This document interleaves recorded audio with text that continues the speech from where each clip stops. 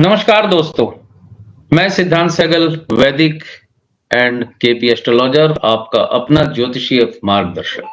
आज मैं बात करने जा रहा हूं साल 2025 के सबसे शक्तिशाली ग्रह परिवर्तन की, बृहस्पति का मिथुन राशि में गोचर, और वो भी अतिचारी गति में। ये शब्द अतिचारी सुनकर आप शायद सोच रहे हो इसका मतलब क्या है। तो सबसे पहले हम इसे समझेंगे। बृहस्पति इस साल क्यों विशेष है, फिर जानेंगे कौन से नक्षत्रों से गुजरने वाले हैं, और अंत में सबसे जरूरी बात, मेष राशि के जातकों पर इसका क्या गहरा असर पड़ेगा। चाहे आप विद्यार्थी हो, नौकरी पेशा हो, व्यवसायी हो या ग्रस्त हो। 14 मई 2025 इस तारीख को बृहस्पति वृषभ राशि को छोड़कर मिथुन राशि में प्रवेश करेंगे। लेकिन ये गोचर सामान्य नहीं है। सामान्य इसलिए नहीं है क्योंकि बृहस्पति इस वक्त अपनी सामान्य गति से कई गुना तेज यानी दुगनी गति से गोचर करेंगे। 18 अक्टूबर को मिथुन राशि कर्क में चले जाएंगे, फिर 5 दिसंबर को वापस मिथुन राशि में आ जाएंगे। यानी 3 राशियों में आवाजाही इस वर्ष वृष राशि, मिथुन राशि और कर्क राशि में गुरुदेव बृहस्पति की होने वाली है। ये एक संकेत है कि बृहस्पति इस वक्त अतिचारी चाल में होगा। अतिचारी यानी तेज गति से चलना, और जब कोई शुभ ग्रह तेजी से किसी भाव से गुजरता है तो वहां तेज बदलाव होता है। कभी सकारात्मक उछाल, कभी अचानक अनुभवों की परीक्षा। इस वर्ष बृहस्पति मिथुन राशि में 3 मुख्य नक्षत्रों से गुजरेंगे। मृगशिरा के 2 चरण, ये नक्षत्र मंगल से जुड़ा हुआ है, यानी मृगशिरा का जो लॉर्ड है वो मंगल होता है। और बृहस्पति जब इससे गुजरेंगे तो आपकी सोच में संवेदनशीलता और खोज की प्रवृत्ति आएगी। आर्द्रा के 4 चरण, यानी मृगशिरा के बाद गुरुदेव बृहस्पति आर्द्रा नक्षत्र में प्रवेश करेंगे। आर्द्रा राहु का नक्षत्र है। यहां बृहस्पति थोड़ा उग्र हो सकते हैं, विचारों में उथल पुथल होगी, साहसी निर्णय लिए जाएंगे। राहु के नक्षत्र में क्यों उग्र हो सकते हैं गुरु, आपको सिंपल ये समझना है कि गुरु और राहु का जो कॉम्बिनेशन है वो गुरु चंडाल योग का निर्माण करता है ज्योतिषीय दृष्टि से। इसलिए गुरु यहां उग्र हो सकते हैं, विचारों में उथल पुथल होगी, साहसी निर्णय लेंगे। आर्द्रा के बाद गुरुदेव बृहस्पति अपने ही नक्षत्र पुनर्वसु में प्रवेश करेंगे। गुरु का ये अपना नक्षत्र है।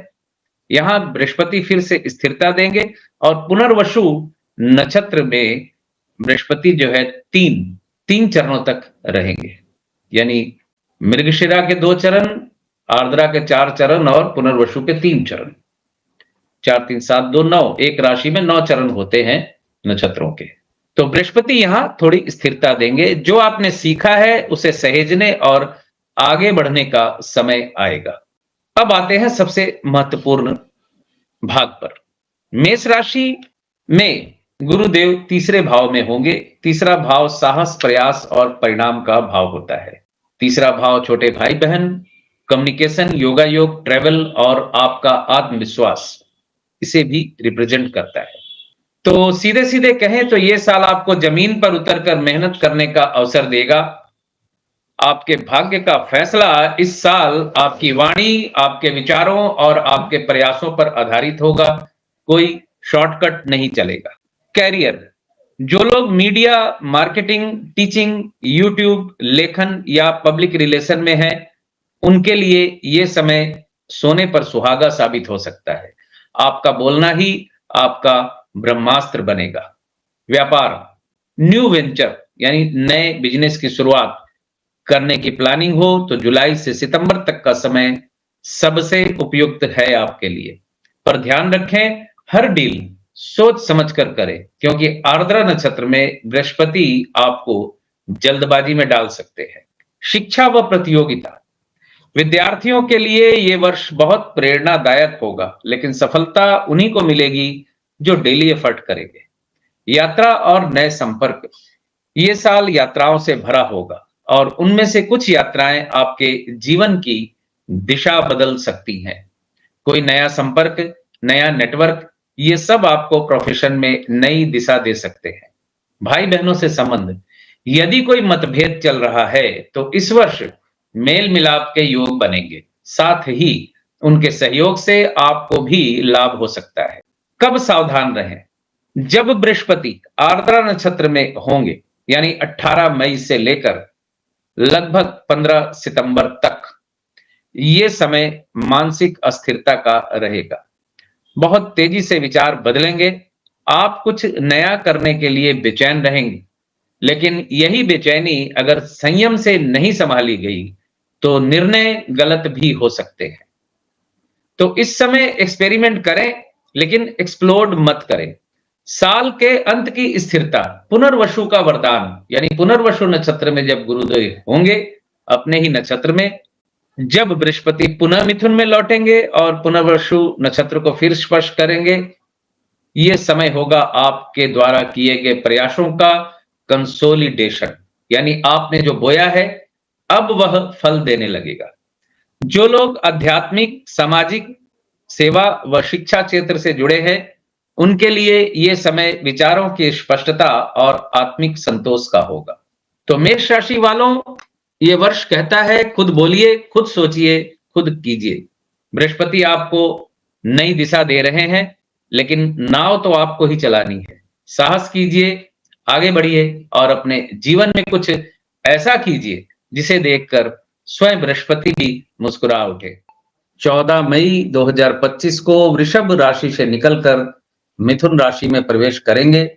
ये गोचर बेहद विशेष है क्योंकि इस बार बृहस्पति होंगे अतिचारी, यानी वे सामान्य से तेज गति से चलेंगे। 18 अक्टूबर को वे कर्क राशि में प्रवेश करेंगे और 5 दिसंबर 2025 को दोबारा मिथुन राशि में वापस लौट आएंगे।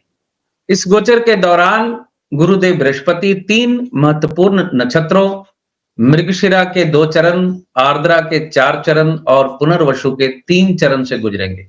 चूंकि मिथुन राशि वृष राशि से द्वितीय भाव है, इसलिए ये गोचर सीधे असर डालेगा धन, वाणी, परिवार और संवेदनशील मूल्यों पर।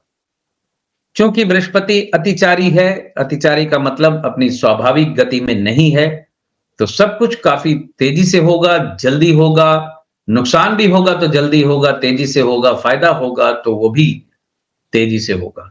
तो चलिए आगे बढ़ते हैं और देखते हैं वृषभ राशि के लिए बृहस्पति का ये गोचर क्या फल लेकर आया है। धन और आर्थिक स्थिरता में बदलाव। दूसरा भाव धन का भंडार होता है और जब इस भाव में देवगुरु बृहस्पति आते हैं तो बचत में वृद्धि, पारिवारिक संपत्ति से लाभ और नए आर्थिक स्रोत बनने की संभावनाएं बढ़ जाती है। आपके पुराने निवेश अब आपको फल देने लगेंगे, खास तौर पर यदि आपने शेयर, म्यूचुअल फंड या अचल संपत्ति में निवेश किया था तो इस समय उससे आपको फायदा हो सकता है। पुराना फंसा हुआ पैसा आपको मिल सकता है। एंसेस्ट्रल प्रॉपर्टी से रिलेटेड मामले में आपको फायदा हो सकता है, यानी आपकी पुश्तैनी जमीन, पुश्तैनी धन आपको मिल सकता है। बृहस्पति का प्रभाव आपको आर्थिक निर्णयों में समझदारी देगा। आपकी सलाह दूसरों के लिए मूल्यवान बन सकती है, जिससे कंसल्टिंग, फाइनेंस या शिक्षा से जुड़े पेशेवरों को विशेष लाभ मिलेगा। वाणी में प्रभाव और सार्वजनिक छवि। बृहस्पति जब दूसरे भाव में या द्वितीय भाव में होते हैं तो जातक की वाणी मधुर होती है। आप जो बोलते हैं उसका असर लोगों पर सकारात्मक पड़ता है। अगर आप शिक्षक, वक्ता, लेखक या कलाकार हैं तो आपकी बातों में गहराई और गुरुत्व आएगा। अगर आप पॉलिटिकल लीडर हैं, नेता हैं, तो इस वर्ष अगर आप किसी भी प्रकार के चुनाव में खड़े होते हैं, हार जीत बात की बात है, लेकिन आपकी बातों से लोग प्रभावित होंगे और आपकी सभाओं में भीड़ धीरे धीरे बढ़ने लगेगी, क्योंकि आपकी बातों को लोग ध्यान से सुनेंगे और वो बातें बड़ी महत्वपूर्ण आप बोलेंगे। सार्वजनिक मंच पर आप अधिक आत्मविश्वास से बोलेंगे। जो लोग यूट्यूब, शिक्षा, ज्योतिष या अध्यात्म से जुड़े हैं, वे अपनी बातों से लोगों का दिल जीत सकते हैं। पारिवारिक सुख और मूल्यों का विस्तार। बृहस्पति का ये गोचर आपको परिवार के साथ और अधिक जुड़ाव देगा। यदि रिश्तों में खटास थी तो अब मधुरता लौटेगी। बुजुर्गों का आशीर्वाद, पारिवारिक वार्तालाप और संयुक्त परिवार की भावना फिर से जीवित हो सकती है आपके जीवन में।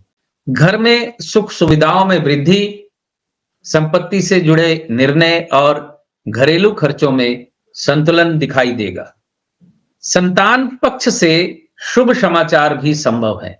अब बात करेंगे तीनों नक्षत्रों से बृहस्पति के गुजरने की। सबसे पहले मृगशिरा के 2 चरणों से गुजरेंगे। वो मृगशिरा नक्षत्र में 14 मई से जून मध्य तक रहेंगे। ये समय सोच में तीव्रता, योजना बनाने और भविष्य की रणनीति को लेकर उत्साह बढ़ेगा। आप अपनी आर्थिक स्थिति को विस्तार देने के लिए नई दिशा में सोच सकते हैं। मृगशिरा की प्रकृति यानी मृगशिरा नक्षत्र की प्रकृति खोजी प्रकृति होती है। इसलिए आप किसी लंबे समय से रुके हुए आर्थिक या पारिवारिक मसलों को अब हल करने की ओर बढ़ेंगे। लेकिन ध्यान दें, अधीरता से बचना होगा, क्रोध से बचना होगा, क्योंकि बृहस्पति तेज गति से चल रहे हैं और इस समय जल्दबाजी नुकसानदेह हो सकती है। मृगशिरा के बाद आर्द्रा नक्षत्र से गुजरेंगे। आर्द्रा नक्षत्र के 4 चरण मिलेंगे बृहस्पति को। आर्द्रा नक्षत्र में जब बृहस्पति होंगे यानी आर्द्रा नक्षत्र से गुजरने का जो वक्त होगा, जून से अक्टूबर के मध्य का वक्त है और ये चरण थोड़ा चुनौतीपूर्ण हो सकता है। आर्द्रा परिवर्तन और गहन आत्म मंथन का नक्षत्र है।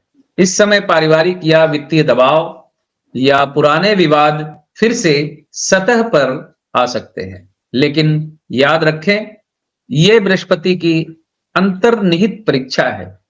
यदि आपने संयम और विवेक रखा तो यही समय आपके लिए सबसे बड़ी सीख बन सकता है। कभी कभी इस चरण में वाणी में कटुता आ सकती है, इसलिए बहुत सोच समझकर बोलें ताकि कोई अनजाने में आहत ना हो। पुनर्वसु नक्षत्र, बृहस्पति अपने ही नक्षत्र यानी पुनर्वसु नक्षत्र में जब आएंगे तो यह समय उत्थान का समय होगा। पुनर्वसु नक्षत्र में बृहस्पति पुनः निर्माण करते हैं। अब आपकी योजनाएं मूर्त रूप लेंगी। परिवार के साथ संबंध और भी मजबूत होंगे और जो कुछ टूट गया था फिर से जुड़ने लगेगा। आर्थिक दृष्टि से यह समय फायदेमंद रहने वाला है। व्यापारियों के लिए नया एक्सपेंशन यानी व्यापार बड़ा होना और नौकरी पेशा लोगों के लिए नई जिम्मेदारियां, नई रिस्पॉन्सिबिलिटी और मान सम्मान में वृद्धि के योग बनते हैं। बृहस्पति की दृष्टियों का क्या फल मिलेगा, इस पे भी मैं आपको बताने जा रहा हूं। बृहस्पति की पंचम दृष्टि पड़ेगी 6ठे भाव पर। शत्रु शांत होंगे, कोर्ट कचहरी के मामलों में राहत मिलेगी और स्वास्थ्य में सुधार दिखेगा।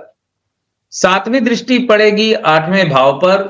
गुप्त धन, रिसर्च, पैतृक संपत्ति या बीमा से जुड़े मामलों में आपको लाभ मिलेगा।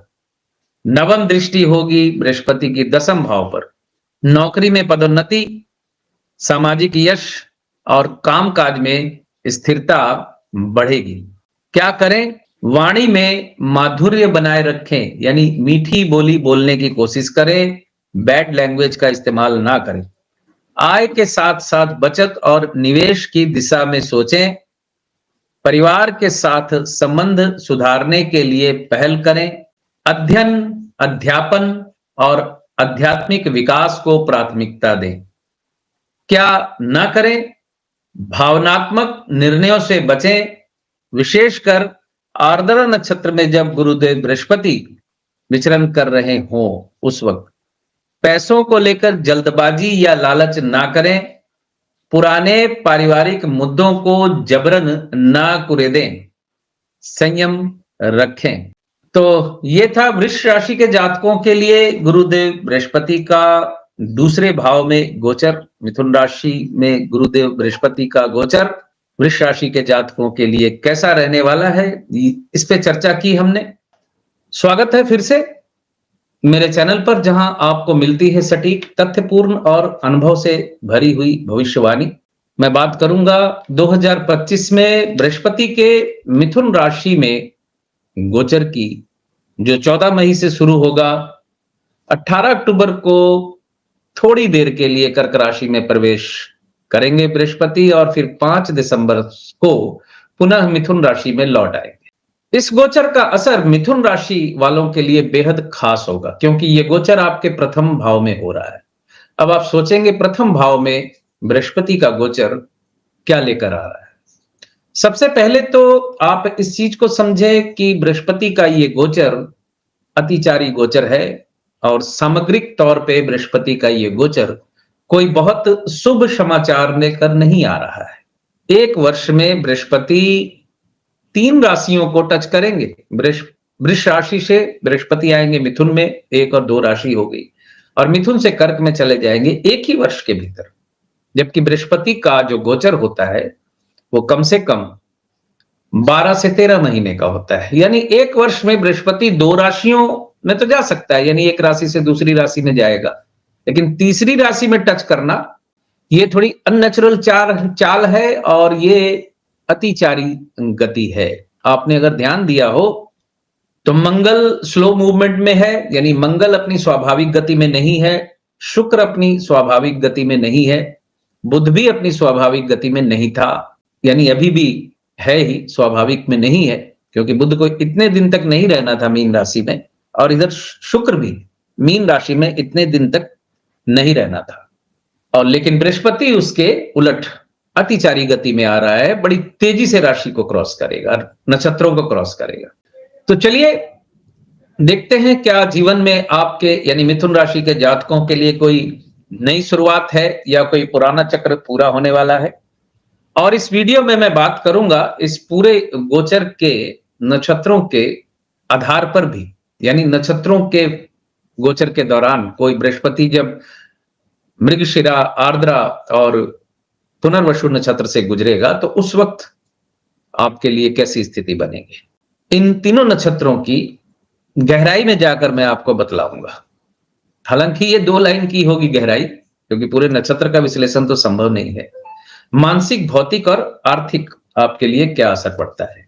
बृहस्पति का प्रथम भाव में गोचर का अर्थ क्या है? जब बृहस्पति प्रथम भाव में आते हैं तो व्यक्ति के जीवन में विस्तार, क्योंकि बृहस्पति जो है फैलाव का, विस्तार का कारक ग्रह होते हैं। समझ, इंटेलिजेंट यानी ज्ञान और नई दृष्टि, आपका आत्मबल बढ़ता है, आप अधिक धैर्यशील, दूरदर्शी और आत्मनिर्भर बनते हैं।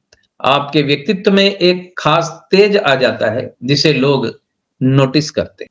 बृहस्पति प्रथम भाव में हो किसी की लगन में तो उस जातक के बारे में अमूमन ये कहा जाता है कि ऐसा जातक अपने जीवन में कोई गलत काम नहीं कर सकता, क्योंकि बृहस्पति इतना ही शुभ ग्रह होता है।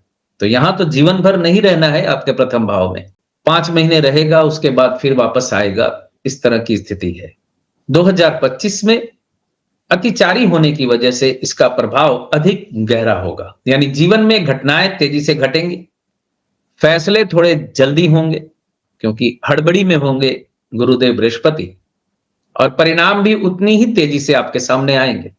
अब इसको आप थोड़ा सा लॉजिकली सोच लीजिए जो मैं कह रहा हूं। बृहस्पति सबसे पहले प्रवेश करेंगे मृगशिरा नक्षत्र के 2 चरणों, उसके बाद आर्द्रा के 4 चरणों में, और उसके बाद पुनर्वसु के 3 चरण। मृगशिरा का नक्षत्र जो है जिज्ञासा, गति और नवीनता का प्रतीक होता है। इस समय आपकी सोच में तेजी आएगी, आप बहुत कुछ नया सीखना चाहेंगे, नई दिशा में कार्य शुरू करने की इच्छा जागेगी। नौकरी की तलाश में भटक रहे मिथुन राशि के जातकों को जॉब मिलने की संभावना बढ़ जाएगी, और धन के मामले में भाग्यशाली साबित होंगे। जो लोग स्टार्टअप, रिसर्च, मीडिया या ट्रेवल से जुड़े हैं, उन्हें इस समय बड़ा फायदा हो सकता है। ये समय नौकरी प्राप्ति के अलावा नौकरी बदलने का भी है। व्यवसाय में विस्तार होगा। नई शिक्षा लेने के लिए आदर्श समय है। लेकिन ध्यान रहे, मृगशिरा की ऊर्जा जो होती है चंचल होती है। आप किसी योजना को जल्दी छोड़ सकते हैं, इसलिए हर फैसला सोच समझ कर ले। अब बात करते हैं उस नक्षत्र की जो सबसे अधिक प्रभावशाली और तीव्र होता है, आर्द्रा नक्षत्र। यह नक्षत्र रुद्र से जुड़ा हुआ है, यानी विनाश और पुनः निर्माण का कारक। जब बृहस्पति आर्द्रा में आते हैं तो जीवन में भीतर से बदलाव होता है। कुछ मिथुन राशि वाले जातकों को मानसिक उलझनों से गुजरना पड़ सकता है। आपके आत्मविश्वास की परीक्षा होगी। पुराने मित्र या रिश्तेदारों से वैचारिक टकराव संभव है, परंतु यही समय होगा, यानी यही वो समय है जब आप अपने जीवन की मुख्य दिशा तय करेंगे। आत्म निरीक्षण करें, ध्यान, प्राणायाम और आध्यात्मिकता से जुड़ें। जीवन में आपके क्लैरिटी आएगी कि आपको क्या छोड़ना है और क्या अपनाना है। इस गोचर के दौरान बृहस्पति जब पुनर्वसु नक्षत्र में आएंगे तो वो समय होता है स्थायित्व, संतुलन और शांति का। पुनर्वसु का अर्थ होता है पुनः प्रकाश की ओर लौटना। इस समय आपको मिलेगी नए अवसरों की पुनर्प्राप्ति। हो सकता है कोई पुराना प्रस्ताव फिर से सामने आए या कोई रुका हुआ कार्य एक बार फिर आगे बढ़ने लगे। पारिवारिक संबंधों में मधुरता बढ़ेगी, आध्यात्मिक सोच में प्रगति होगी, समाज में सम्मान में वृद्धि होगी। ये समय है आपके लिए अपनी योजनाओं को फिर से परखने का और उनमें एक स्थायी रूप देने का। कैरियर, स्वास्थ्य और संबंधों पर जो प्रभाव पड़ेगा, 2025 कैरियर की दृष्टि से आपके लिए प्रगति का वर्ष होगा, लेकिन ये प्रगति अंदर से शुरू होगी। जो लोग शिक्षा, मीडिया, शिक्षा, प्रशिक्षण, परामर्श, यूट्यूब या लेखन कार्य में हैं, उनके लिए बृहस्पति का ये गोचर अत्यंत शुभ फलदायी रहेगा। स्वास्थ्य के लिहाज से बृहस्पति प्रथम भाव में हो तो स्वास्थ्य अच्छा रहता है, लेकिन आर्द्रा नक्षत्र में विचरण के दौरान मानसिक थकावट, थायराइड, माइग्रेन जैसी समस्याएं आ सकती हैं। संबंधों की बात करें तो विवाहित जीवन में संवाद बढ़ेगा, प्रेम संबंधों में गंभीरता आएगी, लेकिन अहंकार से दूरी बनाना जरूरी होगा। बृहस्पति की पंचम दृष्टि पड़ेगी पंचम भाव पे, सप्तम दृष्टि पड़ेगी सप्तम भाव पे और नवम दृष्टि पड़ेगी नवम भाव पे। शिक्षा में अग्रगति, उच्च शिक्षा में अग्रगति, धार्मिक क्रियाकलाप में वृद्धि, बुद्धिमत्तापूर्ण निर्णय, संतान की सफलता और सप्तम दृष्टि की वजह से दाम्पत्य जीवन में चली आ रही गलतफहमी खत्म होकर एक नई शुरुआत होने के योग बनेंगे। क्या करना है और आपने क्या नहीं करना है उसे भी थोड़ा सा सुन लें। योग, ध्यान, साधना और आत्मचिंतन को दिनचर्या में शामिल करें। ज्ञान से जुड़े क्षेत्र में कुछ नया सीखना शुरू करें। अपने व्यक्तित्व को निखारने के लिए पब्लिक स्पीकिंग, लेखन या कोचिंग जैसी गतिविधियों में भाग लें। क्या नहीं करना है? किसी भी चीज में जल्दबाजी से निर्णय न लें, विशेषकर जून से सितंबर के बीच। रिश्तों में तर्क और विवाद से बचें, संयम बनाकर रखें, अपनी ऊर्जा को बिखरने ना दें, उसे केंद्रित।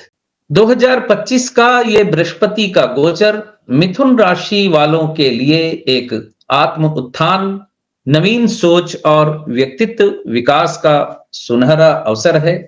अगर आप सही दिशा में सोचेंगे तो ये गोचर आपके जीवन को पूर्ण रूप से बदल सकता है। पूरी तरह से समझने के लिए आपको अपनी जन्म कुंडली का आकलन करवाना जरूरी होता है। गोचर का फल जो है 20 से 30% ही मिलता है आपको। अगर आप अपनी कुंडली के अनुसार इस गोचर का व्यक्तिगत विश्लेषण चाहते हैं तो नीचे दिए गए नंबर या वेबसाइट पर संपर्क करें। गुरुदेव बृहस्पति वृष राशि से मिथुन राशि में जाने वाले हैं। अब मैं बात करूंगा कर्क राशि के जातकों के लिए। 14 मई को वृषभ राशि से निकलकर मिथुन राशि में प्रवेश करेंगे गुरुदेव बृहस्पति। फिर 18 अक्टूबर को कर्क में आएंगे और 5 दिसंबर को दोबारा मिथुन में लौटेंगे। इस पूरे वर्ष बृहस्पति अतिचारी गति से चलेंगे, अर्थात एक ही वर्ष में 3 बार राशि परिवर्तन करेंगे। और इस दौरान मृगशिरा के 2 चरण, आर्द्रा के 4 चरण और पुनर्वसु के 3 चरणों से, यानी इन तीनों नक्षत्रों से गुजरेंगे। कर्क राशि के जातकों के लिए बृहस्पति का ये गोचर द्वादश भाव में होगा और आज मैं आपको ये बताने जा रहा हूं कि ये गोचर आपके जीवन में कौन कौन से क्षेत्र पर प्रभाव डालेगा और क्या करें जिससे ये समय आपके लिए सकारात्मक साबित हो। द्वादश भाव में बृहस्पति गोचर में क्या होता है असर, जैसा कि आप सभी जानते हैं द्वादश भाव को ज्योतिष में व्यय, वैराग्य, विदेश, अस्पताल और आध्यात्मिकता का भाव माना जाता है। जब बृहस्पति इस भाव में गोचर करते हैं तो व्यक्ति का ध्यान भीतर की यात्रा की ओर जाता है। यह समय होता है स्व मूल्यांकन, अंदर की सफाई और अहंकार के त्याग का। इस गोचर का असर हर किसी पर एक जैसा नहीं होता। इसका कारण है यह आपके कर्मों, मानसिक स्थिति और कुंडली के अन्य ग्रह तथा आपकी जन्म कुंडली की चल रही दशा महादशा पर भी निर्भर करता है। लेकिन सामान्यतः कुछ बातों का ध्यान रखना जरूरी है। एक, बिन मांगे सलाह देने से आप इस गोचर के दौरान बचें। दूसरा, संतान के स्वास्थ्य का विशेष ध्यान रखें। थोड़ी सी भी अगर कोई समस्या नजर आ रही है तो उसको नजरअंदाज ना करें। यह मुख्य बात है कि आपने समस्या को नजरअंदाज नहीं करना है, नहीं तो फिर बाद में आपको पछताना पड़ सकता है। बृहस्पति जब मिथुन राशि के शुरुआत में द्वादश भाव में मृगशिरा के 3 और 4 चरण में होंगे, यानी 2 चरण वृष में होते हैं, 2 चरण मिथुन राशि में होते हैं। और एक बात मैं बता दूं, कमेंट में अक्सर लोग पूछते रहते हैं कि लग्न से देखें या राशि से देखें, तो मैं उन मित्रों को यह कहना चाहता हूं कि आपने देखा है हमेशा मैं राशि ही बोलता हूं, लग्न कभी नहीं बोलता। तो इस सिंपल सी बात बार बार क्यों पूछते हैं? मैं क्या कभी बोलता हूं कि मिथुन लग्न के जातकों के लिए राशिफल बता रहा हूं? मैं मिथुन राशि, मेष वृष जो भी है, मैं राशि का उच्चारण करता हूं, यानी चंद्र राशि से आपको गोचर बताता हूं। और लग्न से गोचर नहीं बताया जाता है, यानी लग्न से गोचर का विचार होता ही नहीं है। मुझे नहीं मालूम किन लोगों ने नए शास्त्र लिखे हैं और किन लोगों ने नई ज्योतिष पैदा की है इस कलयुग में और इस सोशल मीडिया के समय के दौरान। तो पहली बात तो दिमाग में यह बैठा लीजिए कि लग्न से गोचर नहीं देखा जाता और मैं लग्न का नाम भी नहीं लेता। तो जान लीजिए चंद्र राशि से बताता हूं और हमेशा मैं राशि ही बोलता हूं। इसका मतलब राशि से देखना है आपने, लग्न से नहीं देखना। बृहस्पति जब मिथुन राशि के मृगशिरा नक्षत्र में होंगे तो आप एक तरह के जिज्ञासु, आत्मविमर्श करने वाले नेचर या स्वभाव में होंगे। इस समय मन से बेचैन और सोच में उलझे रह सकते। आपको लगेगा कि कुछ अधूरा है, लेकिन आप ठीक ठाक समझ नहीं पाएंगे कि क्या क्या अधूरा है।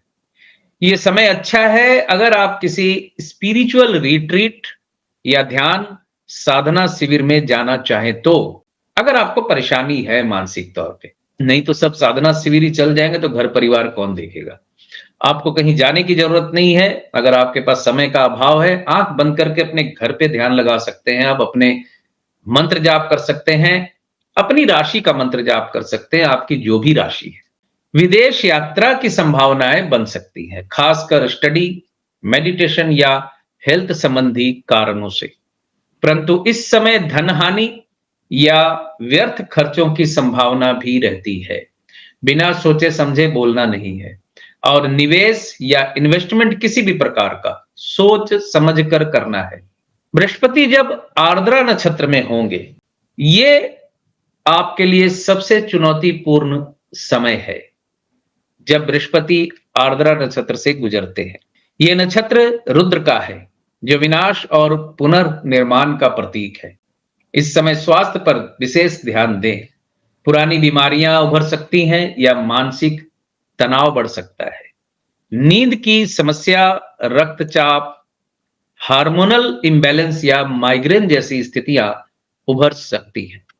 रिश्तों में भी तनाव रह सकता है, विशेषकर यदि आप किसी ऐसे रिश्ते को ढो रहे हैं जो भीतर से समाप्त हो चुका है। ये समय पुरानी गांठों को खोलने और अपने जीवन से बोझ हटाने का है। आत्मनिरीक्षण, जर्नलिंग, मेडिटेशन, इनका उपयोग करें। बृहस्पति जब पुनर्वसु नक्षत्र में यानी अपने ही नक्षत्र में होंगे, सितंबर अंत से फिर दिसंबर से आगे तक, जब बृहस्पति पुनर्वसु नक्षत्र में प्रवेश करेंगे तो स्थिति काफी हद तक शांत होने लगेगी। पुनर्वसु नक्षत्र का अर्थ होता है फिर से अच्छे दिनों की वापसी। ये वो अच्छे दिन नहीं है जो राजनीतिक जुमला थे। मैं आपके व्यक्तिगत अच्छे दिनों की बात कर रहा हूं। यह समय आपको भावनात्मक स्थिरता और बाधित योजनाओं को दोबारा शुरू करने का अवसर देगा। विदेश से रुकी हुई कोई पेमेंट, वीजा या डॉक्यूमेंट अप्रूव हो सकता है। जो लोग धार्मिक कार्यों, अध्यात्म या सेवा भाव से जुड़े हैं, उन्हें विशेष लाभ मिलेगा। ये समय जब आप अपने जीवन को नए मायनों में परिभाषित कर सकते हैं, ऐसा ही समय ये है। कैरियर, फाइनेंस, स्वास्थ्य और संबंधों पर प्रभाव। कैरियर की दृष्टि से ये समय आंतरिक तैयारी का है। बहुत अधिक बाहरी विस्तार की उम्मीद ना करें, लेकिन अपने आप को बिल्टअप कीजिए। नौकरी में परिवर्तन, विदेश में अवसर या अध्यात्म से जुड़ी हुई दिशा संभव है। आर्थिक पक्ष थोड़ा डगमगा सकता है, इसलिए फिजूल खर्ची से बचें और वित्तीय योजनाएं मजबूत रखें। स्वास्थ्य की दृष्टि से मेडिटेशन, योग और सात्विक खान पान अपनाना बहुत जरूरी होगा अगर स्वास्थ्य संबंधी समस्या आपको है तो। रिश्तों में थोड़ा दूरी का भाव आ सकता है। आप अंदर से संयमित रहेंगे, लेकिन सामने वाले को आपकी चुप्पी खल सकती है। संवाद, कम्युनिकेशन बनाए रखें। क्या करें, क्या ना करें? ध्यान, प्राणायाम और आध्यात्मिक साधना को जीवन का हिस्सा बनाएं। विदेश से जुड़ी योजनाओं को पुनः सक्रिय करें। मन को केंद्रित करें, आत्म अवलोकन करें। किसी भी प्रकार की सेवा, जैसे गरीबों को भोजन, वृद्धों की सहायता, शुभ फल देगा आपके लिए। क्या ना करें? किसी भी यात्रा या खर्च में जल्दीबाजी ना करें। कानूनी मामलों में सावधानी बरतें। बेवजह की भावनात्मक बातचीत से बचें। बृहस्पति की दृष्टियों के बारे में आपको बताऊं। बृहस्पति द्वादश भाव से पंचम दृष्टि डालेंगे चौथे भाव पे। डोमेस्टिक लाइफ में शांति और पीस आपको महसूस होगी। सप्तम दृष्टि पड़ेगी छठे भाव पे। स्वास्थ्य के लिए यह दृष्टि शुभ साबित होगी। अगर आपका स्वास्थ्य अच्छा नहीं है तो यहां बृहस्पति की दृष्टि आपको स्वस्थ बनाएगी। बृहस्पति की नवम दृष्टि पड़ेगी अष्टम भाव पे। अष्टम भाव पे बृहस्पति की नवम दृष्टि किसी लंबी चली आ रही बीमारी में आपको थोड़ी राहत देगी। ये सबके लिए नहीं है, इसको आपको समझना होगा। बीमारी सबको नहीं होगी। मैं बार बार बोलता हूं कि आपको गोचर का जो प्रभाव है 20 से 30% पड़ता है। बाकी डिपेंड करता है आपकी कुंडली पर कि आपकी कुंडली में दशा अंतर्दशा कैसी है। कुंडली में दशा अंतर्दशा अच्छी है तो बुरा गोचर भी ज्यादा बुरा नहीं कर पाता। कुंडली में दशा अंतर्दशा अगर बुरी है तो अच्छा गोचर भी आपको बहुत ज्यादा अच्छा फल नहीं दे पाता। तो कर्क राशि वाले जातकों के लिए 2025 का यह गोचर आपकी अंतरात्मा की यात्रा का गोचर है। यह समय है भीतर झांकने का, बाहर की दुनिया से थोड़ा हटकर अपने मूल स्वरूप से जुड़ने का।